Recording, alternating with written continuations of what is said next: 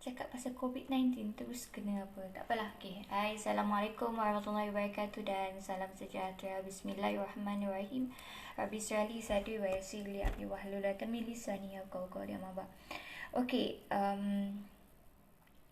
ya, untuk bersikap adil, sebab ada yang cakap mentang-mentang lah you minat Nilofa kan, tak nak komen pasal isu Nilofa langgar SOP rentas negeri. Tidak sebenarnya, sebab kalau anda kenal saya, sikap saya macam mana, saya jenis orang kalau even though saya suka someone, saya suka pribadi orang, saya tak saya bersikap adil. Maksudnya kalau ada benda yang baik dia buat, saya puji. Kalau ada benda yang tak baik dia buat, saya tegur. Itu tanda kita sayang. Okay? Itu tanda kita sayangkan seseorang ataupun individu ataupun ahli politik ke, parti ke, gabungan ke. So kalau kita sayangkan sesuatu tu, kita akan jagalah. Okay? Jaga tu tak bermaksud kita sentiasa buai dia dengan pujian dan tepukan ataupun support dia every time dia buat salah. Okay, kalau dia buat salah, kita bantah lah. Kalau dia buat benda yang baik, kita sokong lah. Okay, saya nak kata saya taksub dengan Nilofa, tak juga. Okay, tapi saya suka dia punya sikap. Ada certain perkara yang ada pada diri dia, dan saya juga tidak menolak yang dia ni ada juga sikap-sikap yang tak baik dalam diri dia. Tapi saya lebih memilih untuk lihat benda-benda yang positif yang ada pada diri dia. Kecuali lah kalau dia ni kempen untuk orang support dia, sokong dia. Saya tak patut SOP, jadi anda pun boleh tak patut SOP. Itu memang saya bantah.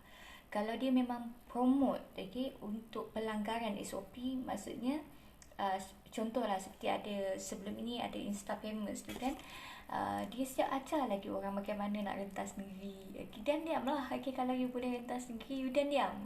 Duduk dan diam kat situ, buat kerja you. Yeah, I know.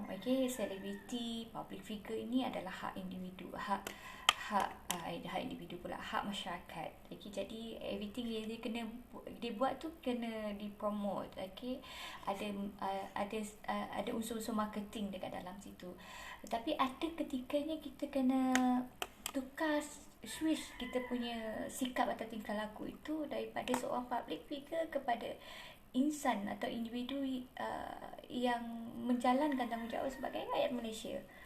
So, you as public figure, you jadi contoh kepada orang. Kalau you dah start untuk pamerkan kepada halayak umum tentang sikap atau tingkah laku yang sebenarnya tidak elok, tidak baik, that means you promote that thing to others. Dan bagi komen saya berkenaan dengan isu Sis Nilofa pun, saya tak tahu dia patut SOP ataupun tidak. Mungkin dalam suat kebenaran dia lain, ataupun mungkin saya nak bersikap husnuzon terhadap apa yang berlaku. Nak kata double standard, berhadapan dengan public figure ataupun VVIP ini tadi dengan orang awam seperti kita. Ketidakadilan itu memang biasa berlaku dalam kehidupan. Mungkin kalau terkena dengan orang ini lain cara pendekatan dia, kena dengan orang ini lain cara pendekatan dia. Even saya pun kadang-kadang saya tak boleh nak definisikan adil tu bagi pihak anda, tapi saya boleh definisikan adil itu bagi pihak saya.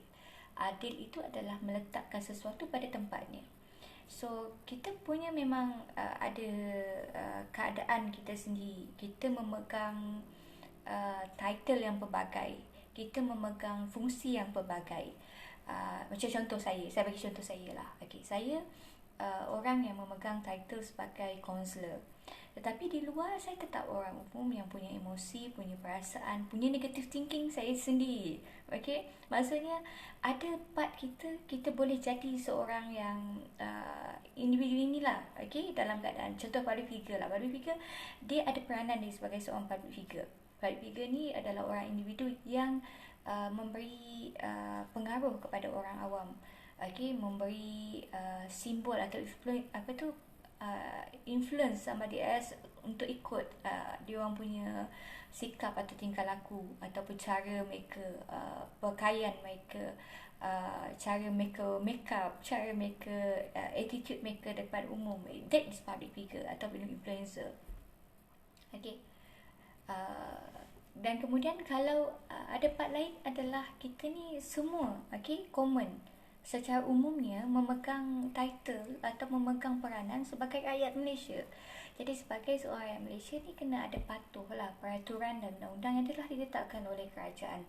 Kalau pegang secara umum, okay, kita sebagai semua rakyat Malaysia, saya akui apa yang dia lakukan itu adalah satu bentuk pelanggaran SOP secara terang-terangan. Okay?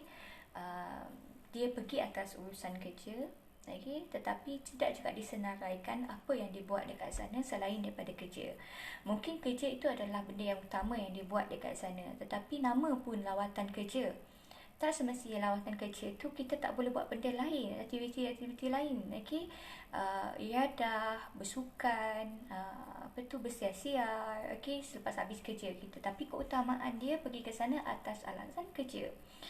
Taklah 24 jam tu dia nak kerja kan. Okay, maksudnya dekat sini bukan saya nak bantah 100% apa yang dia buat, dan bukan juga saya menyokong 100% apa yang dia buat.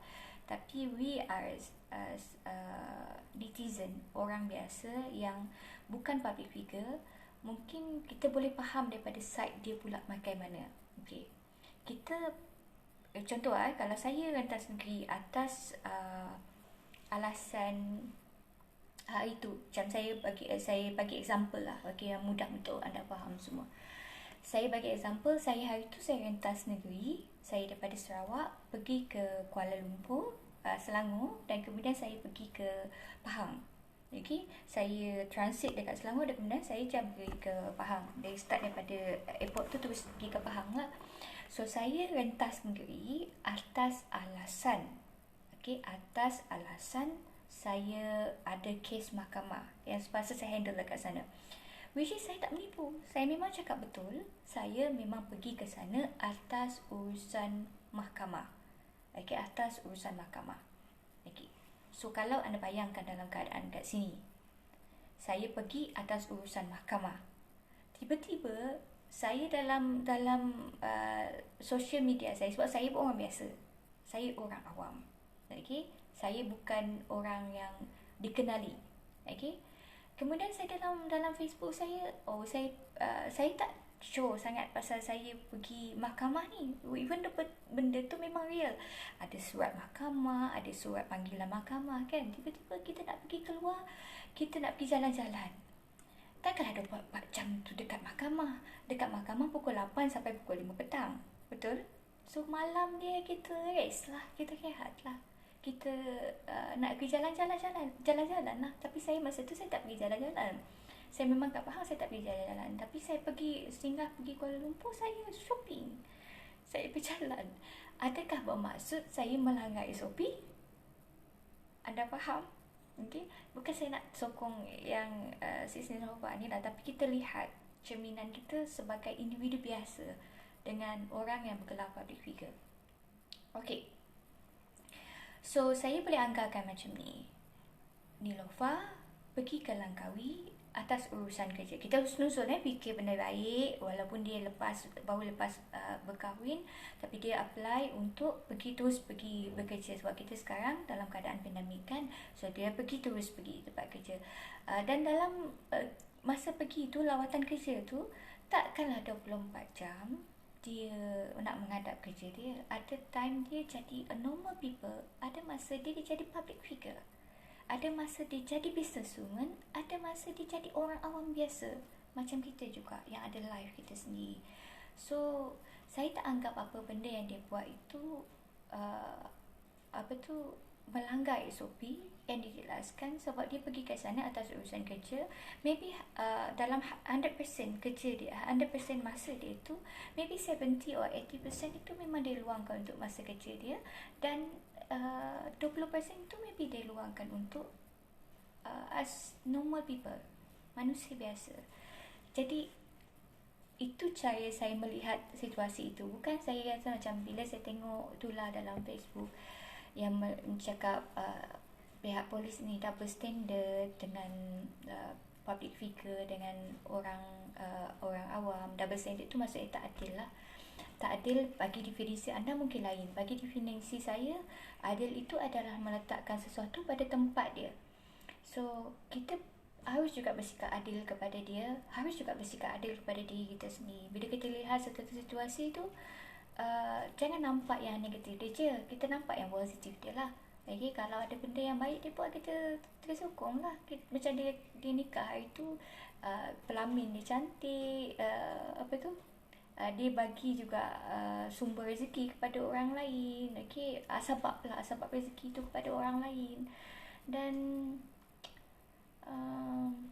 ya, begitu saya melihat situasi tersebut lah. Saya tak pandang ia sebagai benda yang negatif ataupun double standard daripada segi orang, pihak penguasa ambil tindakan, sebab dia buat tindakan tersebut dekat Langkawi. Okey, jadi biasalah kalau orang buat untuk buka kedai siasatan, kalau dah ada report ke ataupun maybe dah jelas nampak tu memang macam aktiviti santai.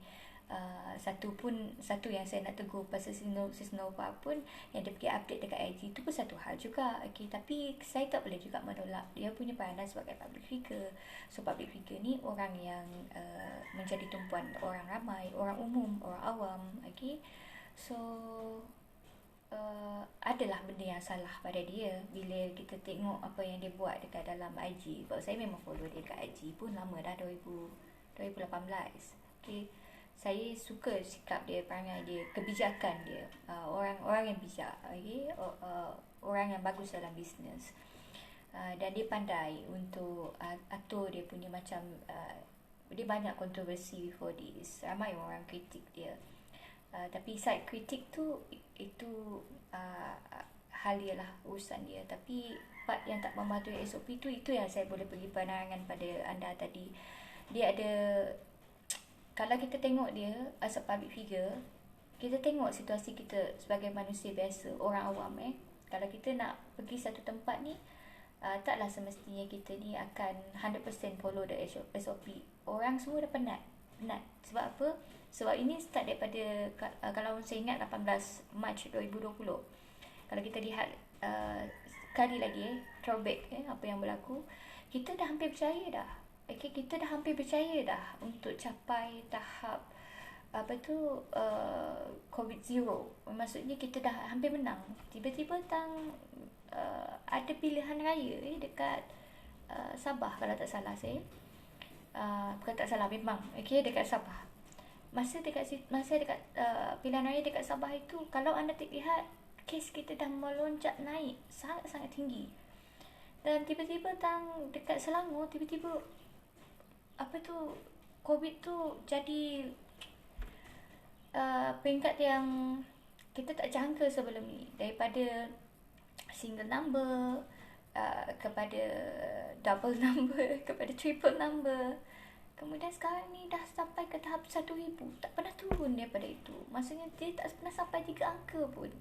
Nak sampai 3 angka tu sangat susah dah sekarang. Kalau dulu sangat mustahil untuk capai, tapi sekarang ni 1,000 tu dah macam biasa untuk kita. 1,000 lebih tu dah kira okey lah. Kita cakap macam tu kan. Itu adalah human factor lah. Faktor manusia. Kita tak patuh SOP. Tak boleh ditolak faktor itu. Kita tak patuh SOP, melonjak naik kes tersebut dekat Sabah. Dan dekat Sarawak pun sama juga. Bila kita orang Sarawak dah mula macam a bit relax, right? Kerajaan negeri Sarawak pada ketika itu pun mengakui akan kesilapan yang mereka lakukan sebab membenarkan kuarantin dekat rumah. Sebab kita manusia ni, dia banyak kepala yang perlu dijaga, okay? Dan kerajaan ni tak boleh nak jaga setiap orang. Bagaimana orang fikir saya 100% saya merasa bahawa saya patuh SOP. Tak semestinya orang tersebut patuh SOP juga. Dia cakap 100% pada dia, tapi pada kerajaan ataupun pada orang yang menyelaras benda tersebut tak semestinya 100%. Tapi saya nak anggap macam ni lah. Saya merasakan bahawa rakyat Malaysia dah mula penat, okay, dengan SOP yang kita sendiri dipaksa untuk ikut pada awalnya, kemudian kita rela untuk ikut, dan kemudian bila orang yang mengarahkan kita untuk follow the SOP tiba-tiba tak ikut SOP, seperti mana yang pernah berlaku dekat Sabah sebelum ini, dan seperti mana yang berlaku dekat Sarawak sekarang. Sarawak dia sangat tinggi dia punya tahap jangkitan sekarang. Kadang susah nak dapat yang single number ataupun even dua number sekalipun. Sekarang ni dekat Sarawak 3 triple number. Muncul tak sampai 4 number ni. Kalau sampai 4 number saya pun tak tahu macam mana lah. Dekat Sarawak sekarang banyak tempat, banyak daerah sudah pergi ke tahap merah, ke zon merah sudah. Dan hampir ke seluruh Sarawak ni ada jangkitan COVID-19. Kalau dulu Sarawak ni sangat bersih, sangat suci, sangat murni. Kalau macam contoh saya masih ingat yang Menteri Kesihatan, bukan Menteri Kesihatan, YB yang Allahu Akbar, yang just untuk Kebakaran Kesihatan KKM di Sarawak, SDMC. Mereka cakap Sarawak ni dulu dia virgin, suci, masih dara. Kemudian dah dicemari dengan COVID ini. Hampir ke seluruh Sarawak jadi keadaan ini sekarang. So sama juga, kita dalam keadaan letih. Tapi kalau anda lihat situasi dekat Sarawak sekarang, kepatuhan SOP dia agak tinggi. Kalau kita tengok dekat tempat, even though dekat Sibu yang orang cakap tempat ni memang COVID, orang pematuhan SOP dia memang sangat kurang. Tapi kalau anda tengok dekat luar, orang masih lagi jaga jarak, orang masih lagi pakai mask. Tidaklah membuat aktiviti-aktiviti yang berkumpul beramai-ramai. Kita masih patuh SOP. Tapi situasi yang berbeza bila saya lihat masa dekat Kuala Lumpur tempoh hari. Saya singgah dekat tempat adik saya, dekat Selangor. Kemudian saya pergilah shopping mall. Saya anggarkan mungkin shopping mall dekat Semenanjung ni mungkin akan jadi macam dekat Sarawak. Dia macam kurang orang, tak ada ramai orang yang berkeliaran, hanya jalan-jalan. Tapi saya tengok dekat Selangor, dekat Kuala Lumpur, penuh shopping mall. Dan orang bawa budak-budak macam biasa je dekat sana. Saya tak nampak ada perubahan dia. Masa PKP ke mungkin orang dah letih lah. Saya anggap macam tu lah. Okay. So I think that's all for me. Thank you very much for watching, and then have a good day guys. Assalamualaikum warahmatullahi wabarakatuh dan salam sejahtera. Stay safe dan patuh SOP. Bye bye.